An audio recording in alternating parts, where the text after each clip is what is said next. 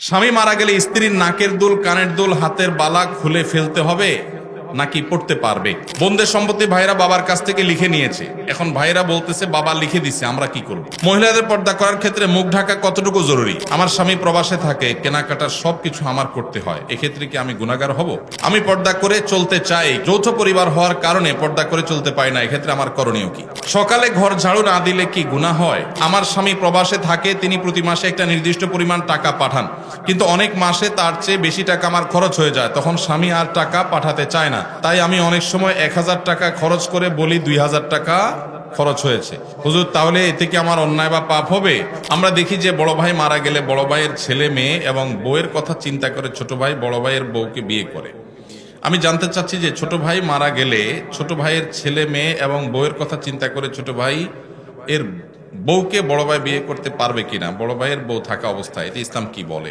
ভাইরা আমার, কোন ভাইয়ের স্ত্রী মারা যাওয়ার পর অন্য কোন ভাই যদি সেই ভদ্র মহিলাকে বিবাহ করেন, ইদ্যত পালনের পর 4 মাস 10 দিন পর বিয়ে করা যায়, তখন যদি বিয়ে করেন, এটা প্রশংসনীয় কাজ।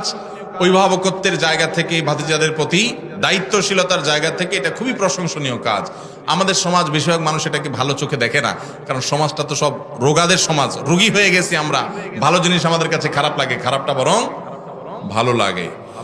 এটা ভালো কাজ। এখন কথা হলো, বড় ভাই তার একজন স্ত্রী আছেন, এই অবস্থায় ছোট ভাই মারা গেছেন, ছোট ভাই স্ত্রীকে বিয়ে করবেন কিনা? উত্তর হলো, ছোট ভাইয়ের স্ত্রীকে বিয়ে করতে শরিয়াত দৃষ্টিকোণ থেকে কোনো বিধিনিষেধ নাই, বিয়ে করতে পারবে না এমন কোনো কথা নাই। বাকি তার দুজন স্ত্রী একসঙ্গে থাকলে তিনি ইনসাফ করতে পারবেন কিনা, শরিয়ার বিধিবিধান মানতে পারবেন কিনা, সাম্যতা বজায় রাখতে পারবেন কিনা, এখানে আবার কিন্তু ন্যায্যতার ওয়াজ আনলে হবে না, এখানে কিন্তু সাম্যতা লাগবে, সমান সমান দিতে হবে। এখানে আল্লাহ তাআলা সেটা আমাদের জন্য আবশ্যক করে দিয়েছেন, তো সেটা করতে পারবে কিনা এই বিষয়টা নিশ্চিত করতে হবে। যদি পারেন, তাহলে সব যদির পরে, সব শর্ত পূরণ হওয়ার পর তিনি চাইলে শরিয়া সম্মত ভাবে তিনি বিবাহ করতে পারবেন।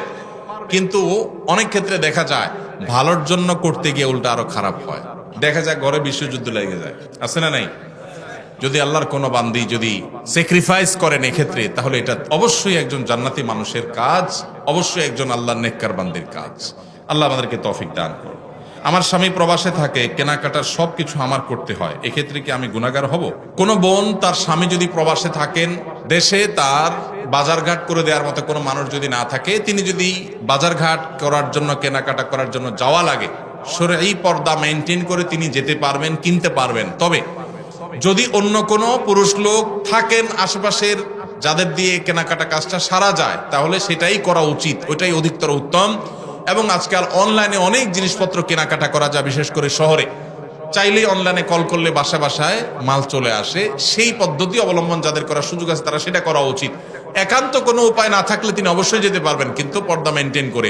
অনেক সময় আমাদের বোনেরা এই সুতা দিয়া, এই অজুহাত দিয়া লাগবে লবণ 1 কেজি, বাজারের এ মাথা থেকে ওই মাথা পর্যন্ত 7 চক্কর তওয়াব দিয়ে ফেলে, আছে না নাই? এই জন্য ইন্নামাল আমালু বিন্নিয়াত। আপনার স্বামী প্রবাসে আছে, বাজারে যাওয়া জায়েজ আছে, হুজুরের কাছে মাসালা নিয়েছেন, নিয়ে এবার বাজারে বাজারে ঘুরতেছেন অহেতুক।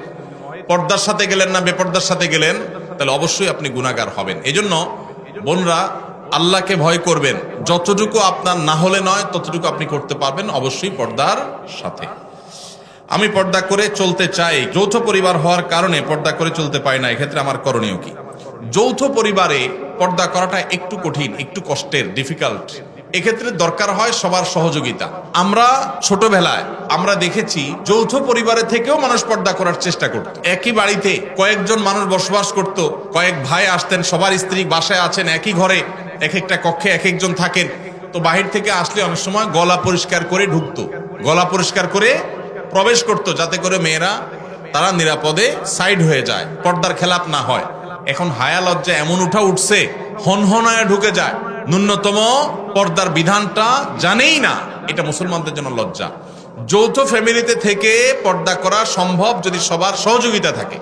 ঠিক আছে, পুরুষরা যখন আসবে মহিলারা সাইড হয়ে যাবে, পুরুষরা যখন বের হবে মহিলারা তখন সাইড দিবেন, মহিলারা যখন থাকবেন পুরুষরা ঢোকার আগে তাদের পারমিশন নেবেন, প্রাইভেসি মেনটেন করবেন। দেখুন, ইসলামের পর্দার বিধানটা হলো মানুষের প্রাইভেসি রক্ষা করার জন্য, মানুষের প্রাইভেসি মেনটেন করা, রক্ষা করা। এটা ইসলামের অনেক বড় একটা সৌন্দর্য যে ইসলাম মানুষের প্রাইভেসি রক্ষা করেছে। একজন নারী, আপনি তার সৌন্দর্য তার অনুমতি ছাড়া বা তার সৌন্দর্য আল্লাহর অনুমতি ছাড়া আপনি দেখে অবলোকন করবেন, আপনার জন্য হারাম করা হয়েছে, তার প্রাইভেসি আপনি নষ্ট করছেন।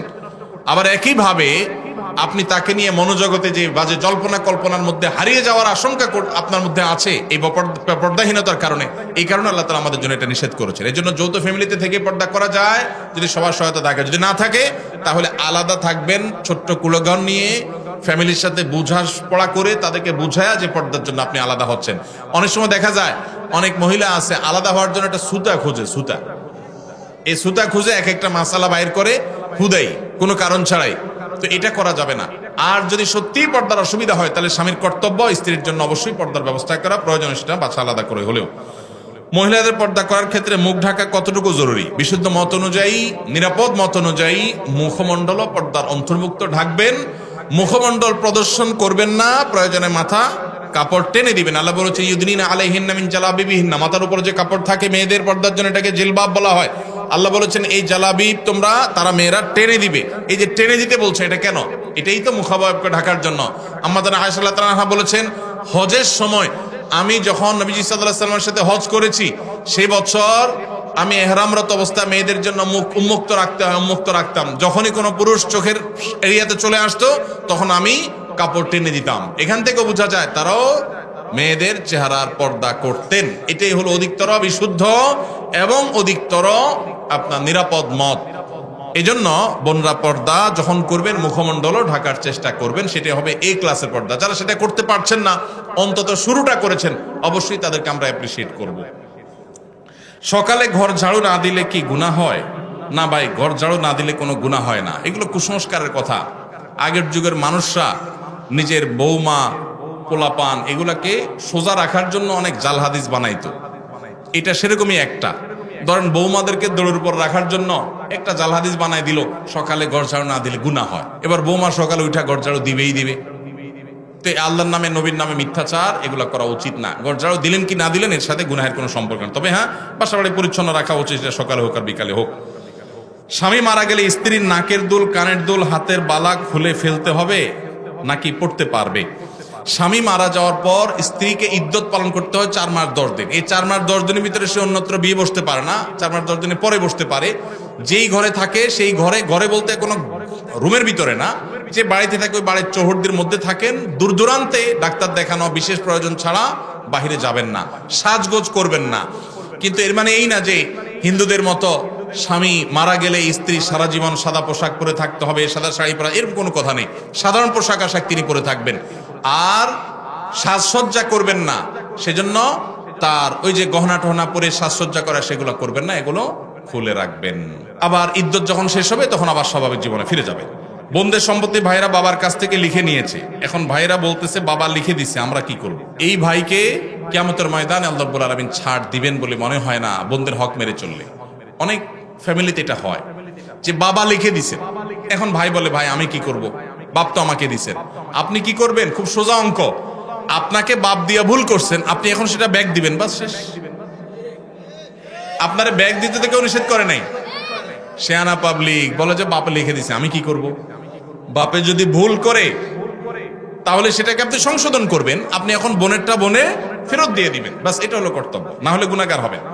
আমার স্বামী প্রবাসে থাকে, তিনি প্রতি মাসে একটা নির্দিষ্ট পরিমাণ টাকা পাঠান, কিন্তু অনেক মাসে তার চেয়ে বেশি টাকা আমার খরচ হয়ে যায়, তখন স্বামী আর টাকা পাঠাতে চায় না, তাই আমি অনেক সময় 1000 টাকা খরচ করে বলি 2000 টাকা খরচ হয়েছে। হুজুর তাহলে এতে কি আমার অন্যায় বা পাপ হবে? যদি দয়া করে একটু জানাতেন অনেক উপকৃত হতাম।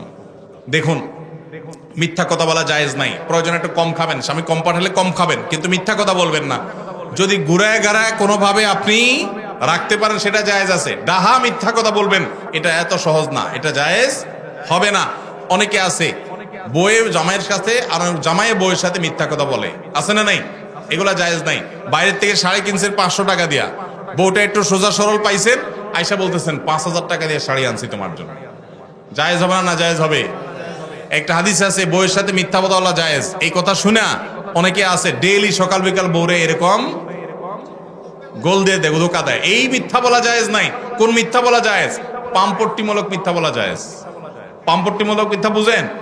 বউরে বললেন তোমার চাইতে সুন্দর এই পৃথিবীতে আর কেউ হতে পারে না, অসম্ভব, অথচ এটা মিথ্যা কথা। কিন্তু বলছেন। বউ আবার আপনারে বলল, এই টাইপের পাম্পট্টিমূলক মিথ্যা বলা জায়েজ আছে।